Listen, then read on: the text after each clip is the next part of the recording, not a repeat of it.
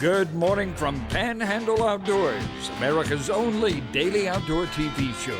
Your source for fishing, hunting, and information for folks who enjoy the great outdoors. Now sit back, relax. It's Panhandle Outdoors. Good morning, folks. Welcome to Panhandle Outdoors. I'm Winston Chester. I'm glad you're here this morning. We've got a big show lined up. We're going to get on the phone and talk to folks down at Sea Quarter, see what's going on our eastern end of the viewing area. Got all kind of exciting things going on in the outdoors here in Florida Panhandle. I got a picture to show you that's going to be very unique to the Panhandle. I get a kick out of it. You are too. The high today is going to be 79, low 70, so not much variance there. And the water temp, it is cooled down to 77.8. So that's really cooling down now because it's dropped about 6 degrees in about 10 days. It sort of bounced back up, but it's getting back down. Our river reading is brought to us by Mountain Dew. Get out and do. We're looking at Apalachicola, Bluntstown in pretty good shape at a 9.3. It's pretty steady right there. It's not a big drop. It's just a little bit of a steady drop, and it's starting to look good. The Choctawhatchee at Caryville at a 7.2, and the same forecast on it. It's got a really slow drop to it, and it's looking good. Of course, we have to keep our eyes to the skies of what's going on in the next couple of days with the storms and all out there. But today and tomorrow and Thursday looks going to be some good fishing, especially looking at a tide chart brought to us by Kent Forest Lawn right here on 23rd Street. Low tide this morning 9:45 and high tonight at 11:55. But look at the whole week. We've got some excellent tides. So we're going to be really aided by some really good, if you want to fish, the tide be coming in strong. We're going to be getting that southwest flow, looks like, and it's going to be some good fishing in the bays. Our marine forecast right now is coming out of northeast, swinging around. Probably do that tomorrow too, be more of an easterly tomorrow, but we'll just check it out. So anyway, let's take a break. We're going to come right back and talk to our folks down at Sea Quarters Marina. All right, welcome back, folks, and we're going to talk to our good friends down at Sea Quarters Marina and get a live report about what's going on there. Good morning, Captain Kim.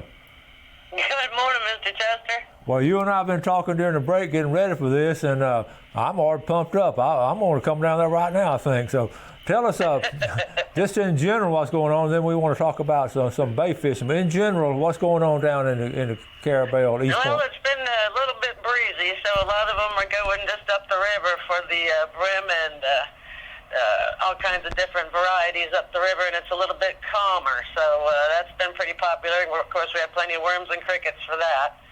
And just outside the river, towards the bay, been good redfish and trout. So they've been real popular with the fish bites and chunk mullet, stuff like that right out there. Well, that's interesting because we started talking about fish bites, and you said, those guys and girls are catching some nice fish on those fish bites. It's amazing. And, of course, there's about 10 different flavors, I guess you'd call it. Mm-hmm. But the easy flea and the shrimp seem to be the most popular. But they're catching everything from the catfish to the redfish to flounder. I mean, it's ridiculous. It's funny because you're talking about flounder and redfish. You catch them both of them in that same bait. Yeah, I mean, it's amazing stuff. I think it's the smell. It must just, be the smell stays on it longer or something. But it's crazy what they're actually doing with it. Yeah, so it's good stuff. We got it. At least we have it on the shelf. It's been hard to get tackled, but we still have a few items that work very well. Yeah. Well, that's really, really good to hear about it. Now, have they started flounder gigging? Any of the folks down there flounder gigging yet?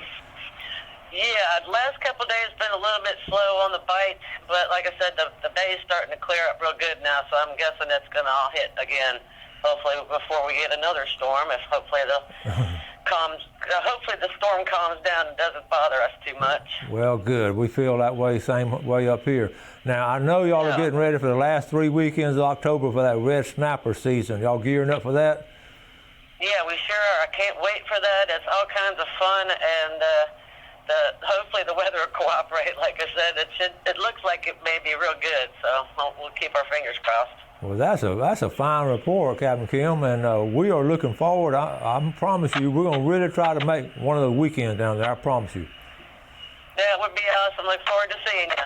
Okay, thank you so much. You bet. Very good. Have a good week. You too. All right. I just enjoy talking to those folks down there, and it's, you know, they don't get it's not a lot of publicity. They get but they catch a lot of fish, and it was really interesting what she said about the fish bites. And over and over again, you hear that report. Not just from me on how those fish bites are working, but we were talking off air about those red fishermen almost just going to that exclusively, that and a little cut piece of mullet, one or the other.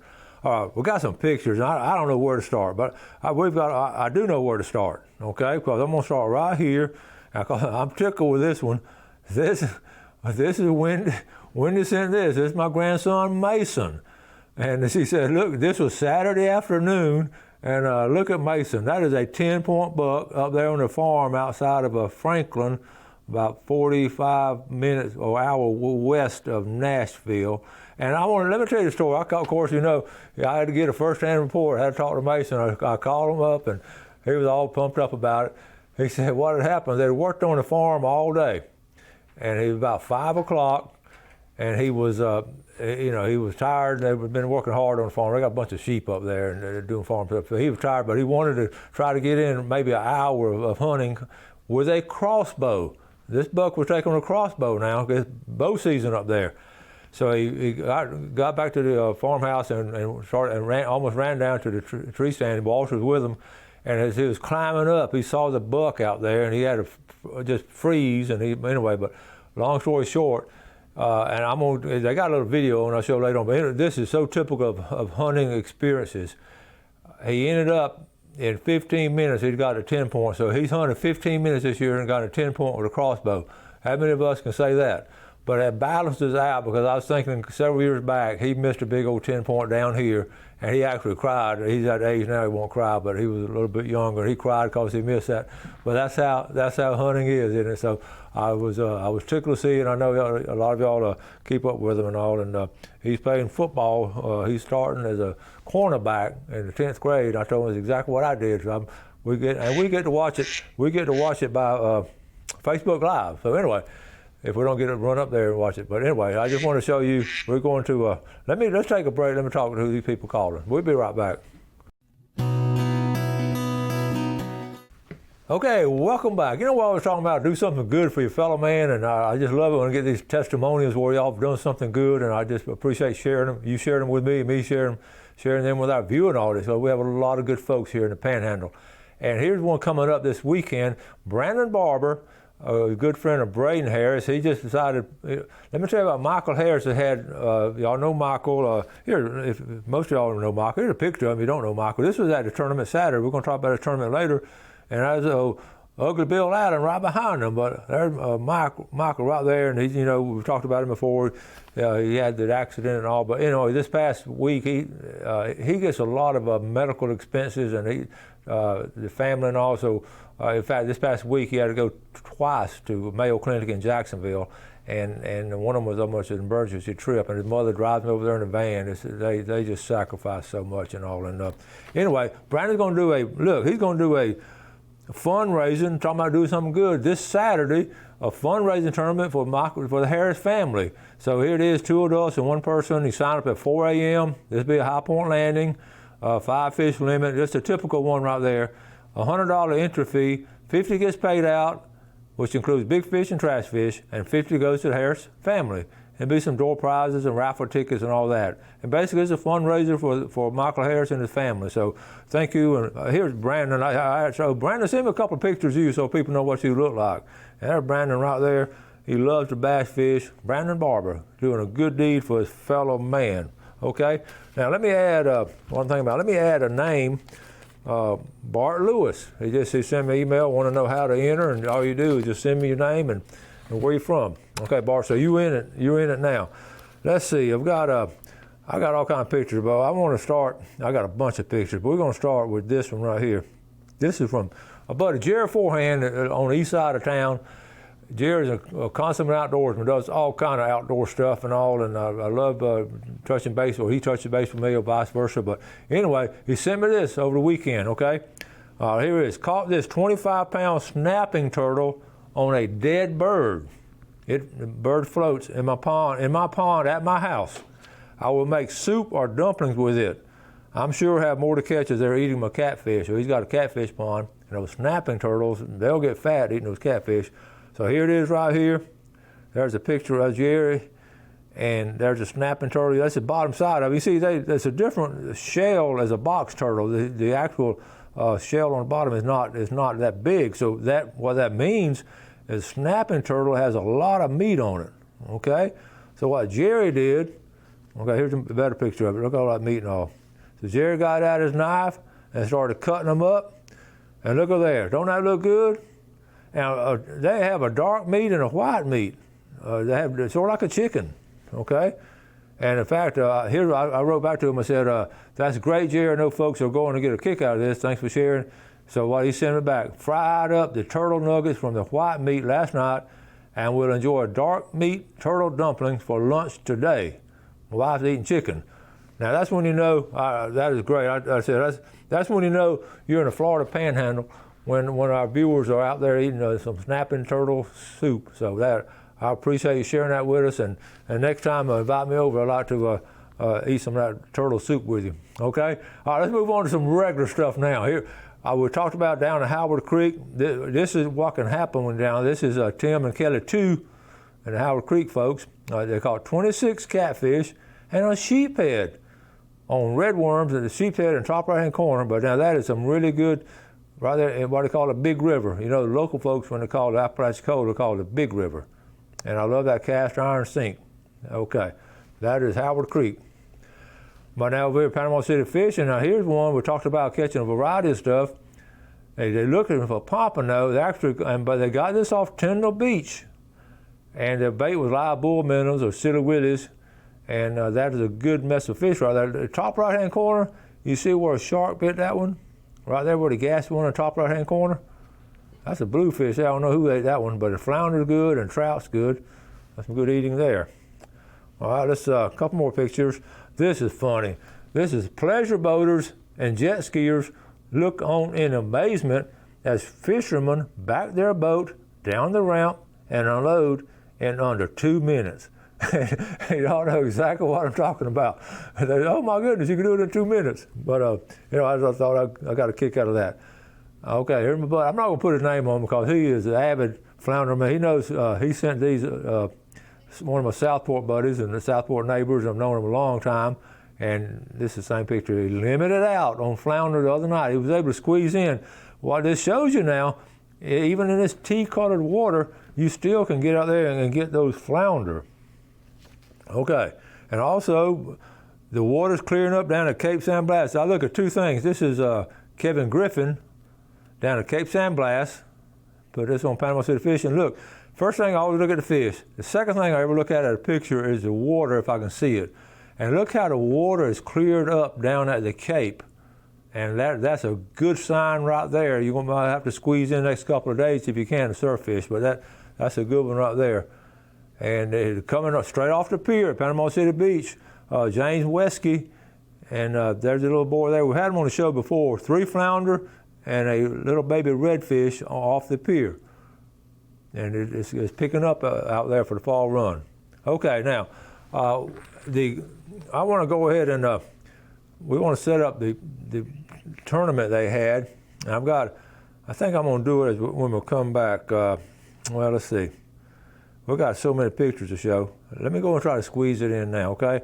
This is the Emerald Coast Redfish Tournament this past weekend. What I did, I took my camera out there, but it wasn't working good, and it was real windy, so I just took a bunch of shots. So I'm going to the Emerald Coast Redfish Tournament was at Carl Gray. I'm just going to go through these fairly fast. This is sort of in order. There's Michael and Bill, and there's the boats coming in, okay?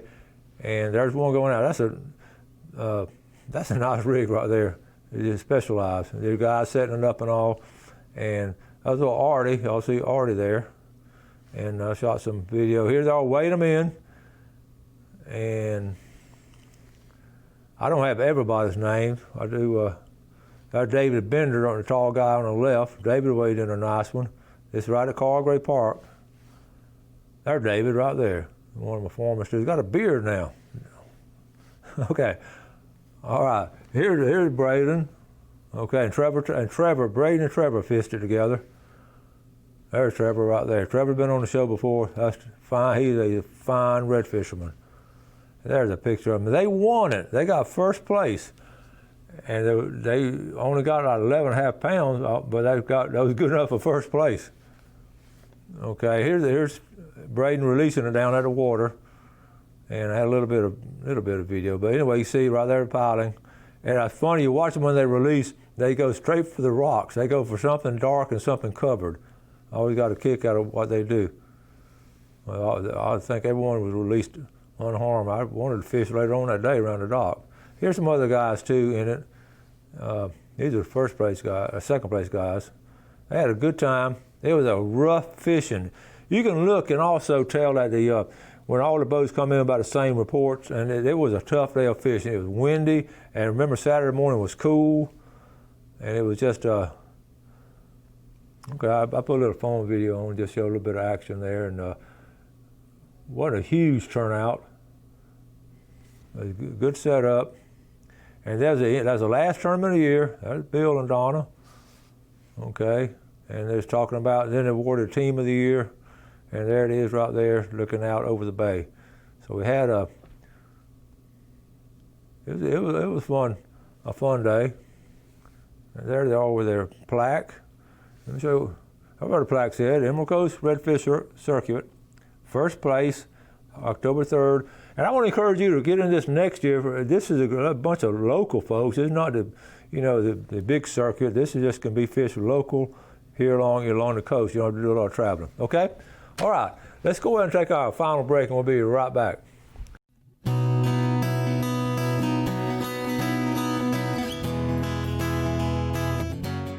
Okay, welcome back. On this segment now, I want to talk about, because a lot of y'all have given me, have asked me, where are some places to go pompano fishing? I know we talked about it on, I haven't talked about it about a year or so, and we get new viewers and all, so we're going to go over it, even for you old timers and all. We need to sort of refresh our memory, and I was just talking to Jeff about one of the top places to go, and I never go out here because usually it's so crowded, but this particular place is not crowded because Topsail Hill, okay, you're going to make reservations now. But anyway, you can see I'm gonna keep, when I'm talking about everything, I'm gonna sort of keep it in the middle. So this is Topsail Hill, but you see where the campers are. But you can walk on. Jeff had been down this path and said it's a little distance, but you can bring your cart down there and just come on down.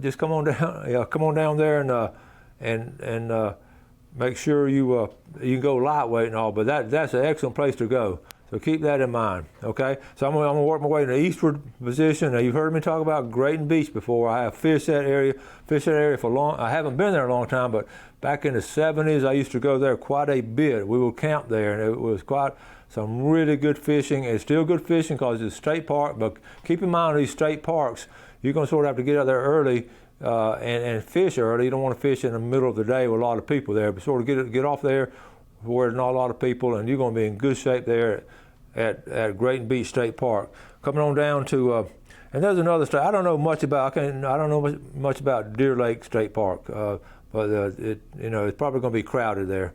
So let's move on down. Let's sort of get off 30A. When I first fished 30A, it was right where Rosemary Beach is. That's where I used to fish it a lot. But anyway, and there's still some places to go. But anyway, what we call the West End. There's good fishing on the west end.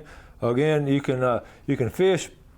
I've got all kind of places here. I don't want to show you in particular the walkways. A lot of what we call public walkways. Find some on the west end around Laguna Beach and all, Sunnyside. There are a lot of places to fish and not as many people there. And work your way down the beach. And again, one of the best places to go, and people don't talk a lot about this. Of course, it's crowded all in the middle, but right here, off Pineapple Willies and all along in here if you can get out there early. And of course, San Andreas State Park, now it's changed a lot because of the storm, but you still can fish off the pier. Some of the old timers fish a lot off the pier, fish there, and that's going to be good fishing. I'm going to move on pretty rapidly.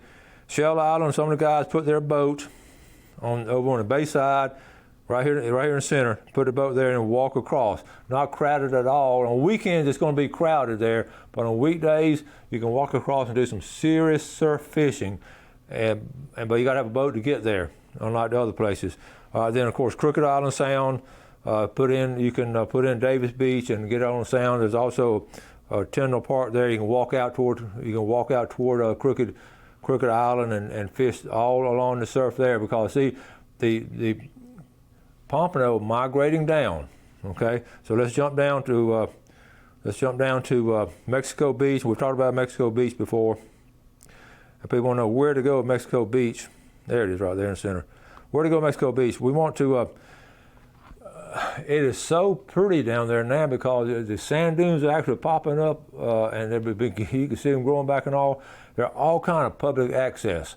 So get there early, get down one of the public access. I don't know if one's better than others, but look for the breaks and all. Mexico Beach has always been a go-to place for pompano fishermen. And of course, and then my favorite, because of I'm down there, of course. The state park at St. Joe State Park is open. You can go there and fish it. You can't camp and all, but you can actually go into the park itself.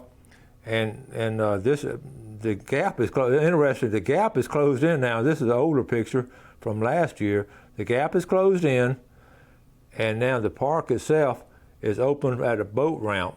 The boat ramp is open, and you can actually park to the left and walk out there. And really, no, not a lot of people are going there now. Just there haven't been a lot of people there. Okay, but that would be the go-to place for me, all along the Cape. And a stump hole.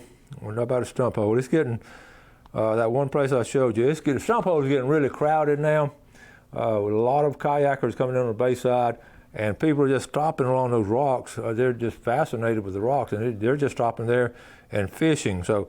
Right here, there's always some cars parked right there, but you can walk on down. That's Eglin property. If you walk on down the beach, you're going to be in good shape down there, and it's going to be a lot more private. So if you're willing to walk a ways, go ahead and park there and walk on down there. Now the other side of the rocks right here, that was really good up until the last storm, and it's not that good now because it's all washed out right now. Okay, I'm running out of time. Thank y'all for watching. We'll finish this up next day or two. Thank y'all for watching. Have a great day today, and God bless. Thanks for watching America's only daily outdoor TV show, Panhandle Outdoors with Winston Chester, featuring hunting, fishing, and other activities and information to help you enjoy the great outdoors. Join us next time for Panhandle Outdoors.